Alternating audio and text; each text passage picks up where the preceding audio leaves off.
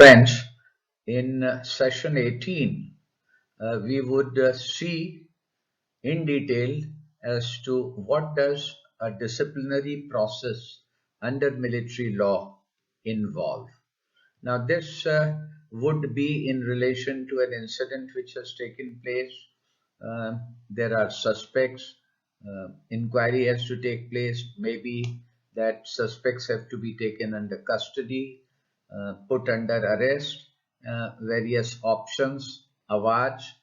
All this would be seen in a proper sequence in this session. It is to be appreciated that discipline is directly related to command which an officer exercises. In other words, that a commander may be the junior-most, smallest level is a section commander, then platoon, leading to company, part of a battalion, brigade, division, etc. Whosoever is in charge of that quantum of forces said to be in command of that body. And it is his function, it is his duty, it is his responsibility to ensure and deal with disciplinary aspects of the men under his command. Commanding officer of an accused, where the identity of the accused is known, is responsible for combat preparedness of his unit. Finally, the military may have to face the enemy in the defense of the country.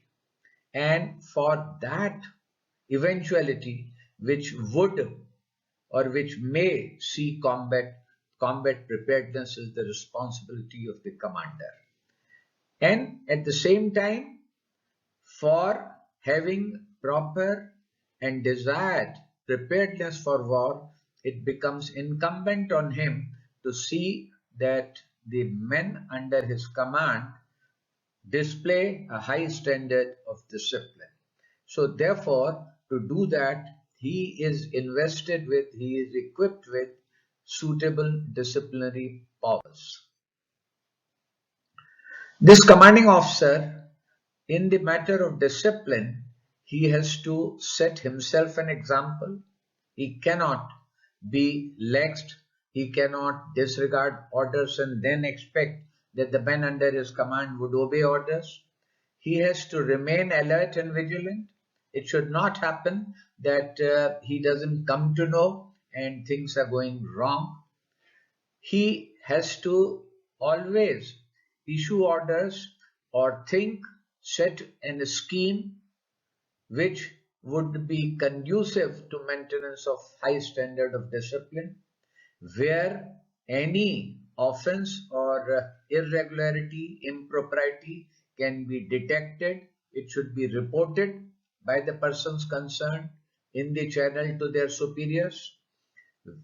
It should lead to proper, time-bound and fair investigation, and the persons who have been found blameworthy and on whom blame has been apportioned, proper action should be initiated against them. Where it is beyond the power of the commanding officer to initiate action, then he should recommend disciplinary action against him so that authorities above him can take recourse to action. And the also responsibility is that during such time, the evidence which is there, it may be documentary, it may be exhibits, it may be material evidence, that should be preserved.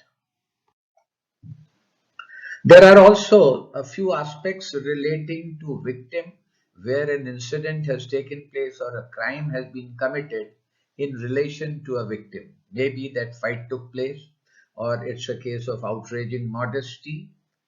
Somebody has been attacked. Now, in all such cases where there is a victim, the victim has to be protected.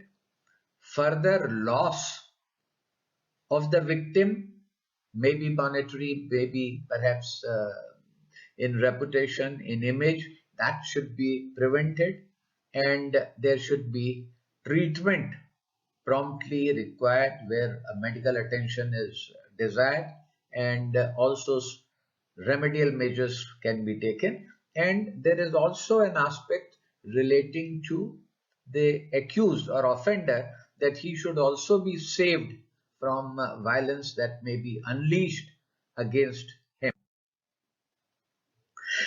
This process would require that the offender is taken into custody for the needs of discipline, to avoid further loss, to avoid damage to him. And arrest is a process where a person is restrained and he is left with no option but to be obedient to the law. And it is the art of apprehending a person for his alleged commission of an offense. Under military, there are two types of arrest: close arrest and open arrest.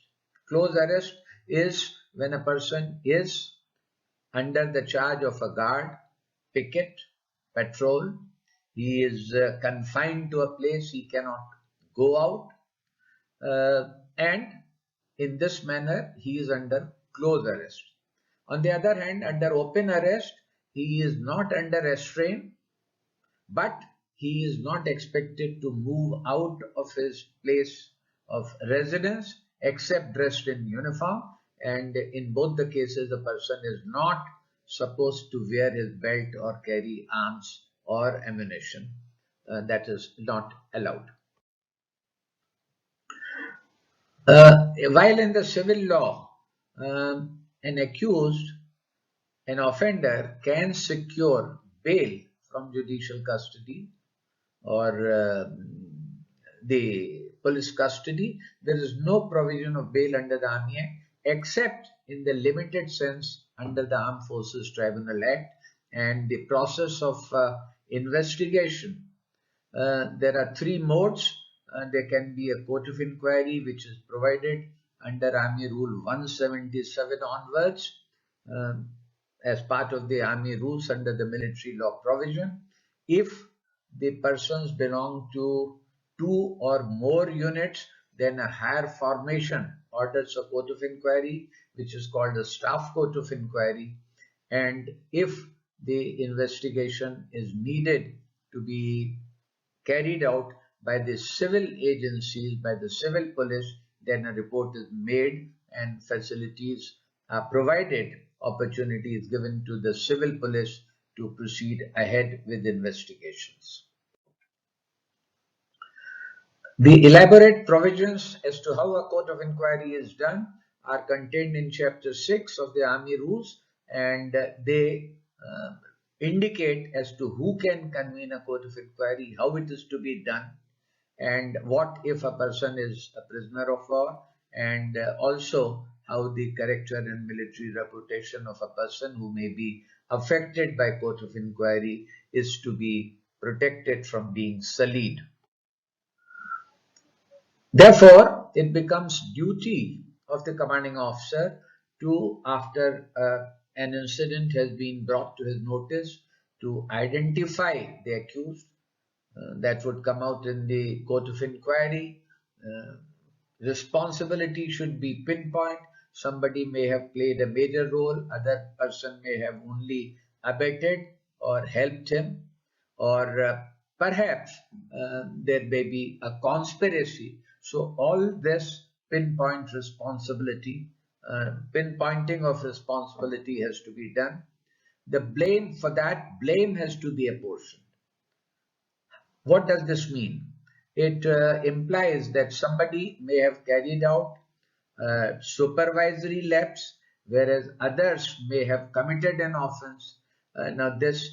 And somebody may have failed to report. So therefore, blame has to be apportioned based on the role and lapse of various persons. And if the damage is with regard to the property, then quantity of loss has to be damaged, or if a person has been injured, subjected to grievous hurt, etc., there also the damage loss has to be quantified.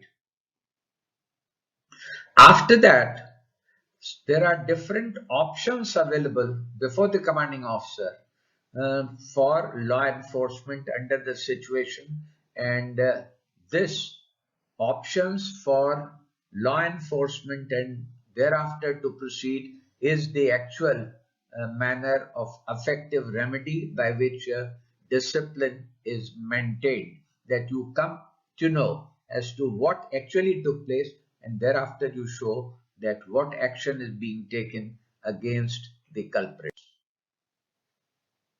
And this decision does not depend on the whims and fancies of the commanding officer. It's not an arbitrary decision, and these powers cannot be exercised, ought not to be exercised arbitrarily or in a whimsical fashion. It's not a matter of his personal choice or preference or mood on that day.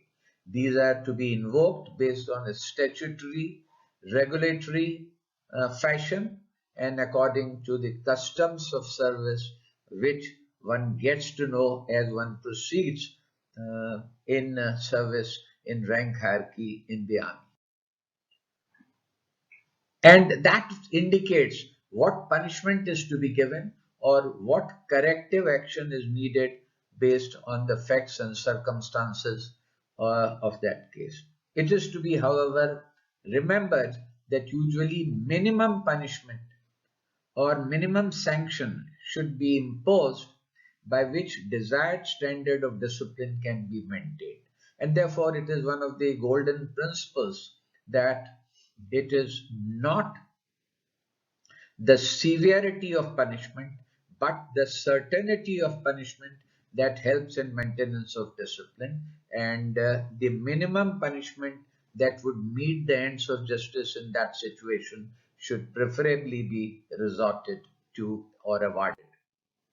Now, there are, as far as disciplinary awards under military law, Army Act provisions are concerned, these can be summary disposal under the powers of a commanding officer, or in case of officers, there can be a summary trial if an officer is up to the rank of major and below, JCO or warrant officers.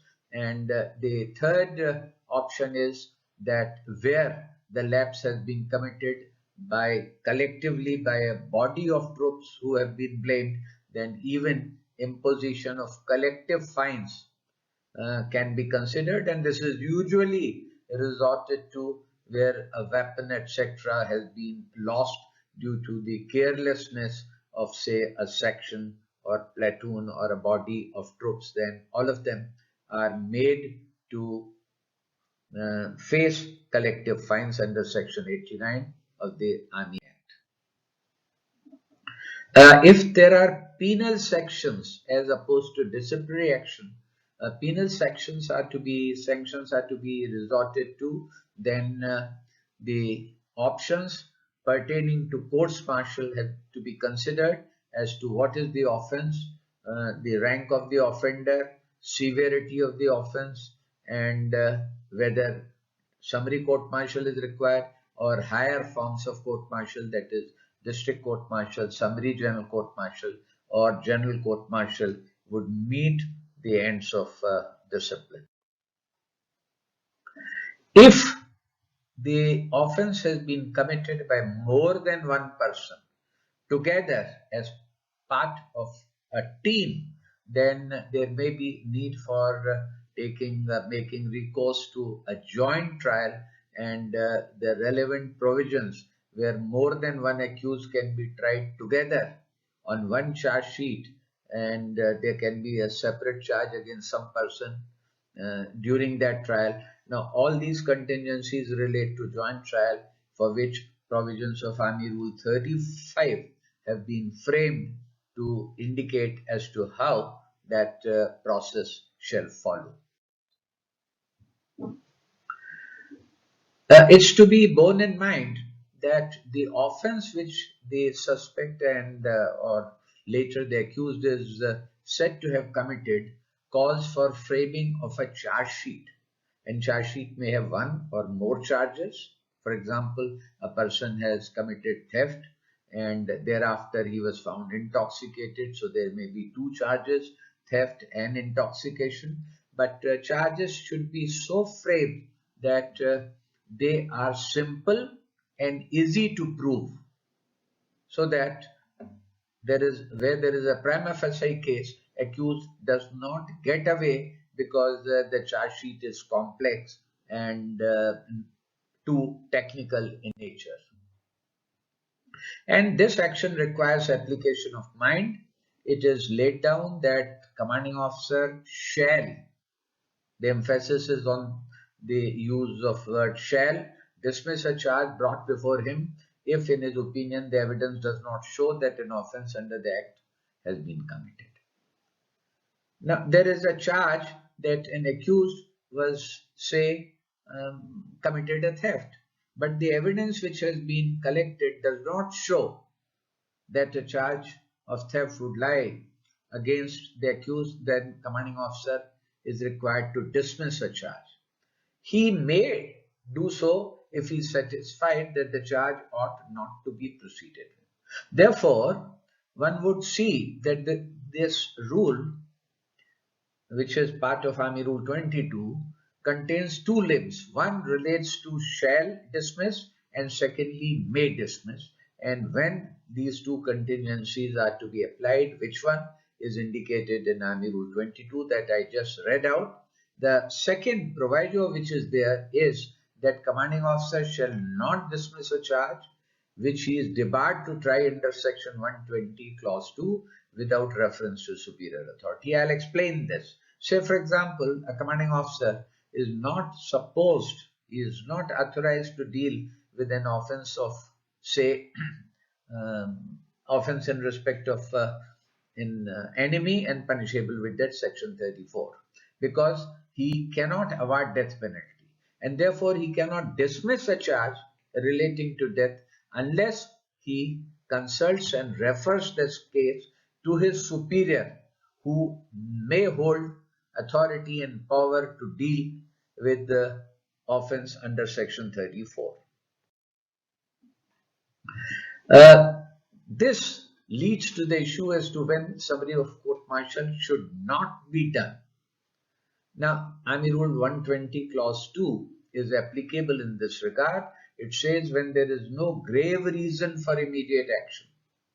If there is a grave action, you can resort to summary court-martial. On the other hand, when there is no urgency, great urgency, and reference can be made to an officer empowered to convene a DCM or on active service as GCM for the trial of that offender, then SCM will not be resorted to if the offence relates to sections 34, 37 and 69 or any offence against the officer holding the trial. Now, the reverse would indicate that if there is a reason for immediate action, urgent action is needed, otherwise discipline will break down. An offence has been committed against the officer who is holding the court, then 122 would allow holding of summary court-martial because of discipline has to be maintained and detriment to discipline is not acceptable or delay is not acceptable, which would be caused if the matter is referred upwards. So this indicates and contains effective guidelines as to when summary of court-martial under what contingencies should not be resorted to. If the matter entails and deserves taking to a civil court, then judicial awards can only be given when the trial is conducted by a criminal court, that is by a sessions court or a district court, and matter would be referred to the civil authorities for the trial of the offender by a civil court. There are certain cases which are in the nature of lapses, which are not an offence, maybe lapses have taken place and yet the needs of discipline require that they should not be condoned or they should not be overlooked. Then the provisions of Army Act section 18 relating to doctrine of presidential pleasure, that everyone holds office during the pleasure of the president, may be resorted to, or there are provisions relating to separation from service, like retirement or dismissal or removal from service under Army Act Section 19, read with Army Rule 14, which can be contemplated, or a relatively lesser punishment in the form of censure can be imposed, and censure, as we saw earlier in the slide, is an award of a warning. Censure is only meant for is to be resorted to in case of minor offences or lapse to, and they can be given to an officer, a junior commission officer, and censure can take two forms: recordable or non-recordable. And usually the authority to award censure is only on an officer who's a divisional commander or an area commander, meaning thereby that minimum a major general or lieutenant general in rank.